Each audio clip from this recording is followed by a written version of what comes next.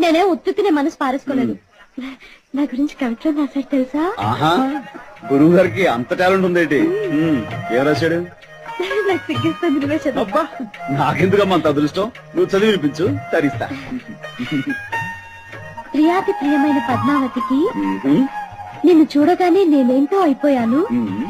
నాకేదో వచ్చేసింది. ఇంకేం వస్తే మాయరోగం అదే వస్తుంది. మరి ఎగతాళి అవుతున్నది. నేను చదివేది నువ్వు అంతే. సరే, చదువు చదువు. పద్మావతి పద్మావతి నీ ఎర్రని మూతి చూడగానే పోయింది నా మతి, అయిపోయింది నా మనసు కోతి. దాంతో నీ పని అయిపోయింది, అదో గతి. రామకృష్ణ గారు, లేకపోతే ఏంటి? కోతి గీత రాశాడంటే అది కవిత్వం కాదు, కపిత్వం. ఏంటలా పారేశావు? చేత్రాతులు వాడు. భాష గురించి నీతో చెప్పడం నాది బుద్ధి తక్కువ. అరే, ఇది జోక్ అనాలే. మాట్లాడదు ప్లీజ్. నేనే ఉత్తునే మనసు పారేసుకోలేదు. నా గురించి కవిత్వం రాశాడు తెలుసా? ఆహా, గురువు గారికి అంత టాలెంట్ ఉందేంటి?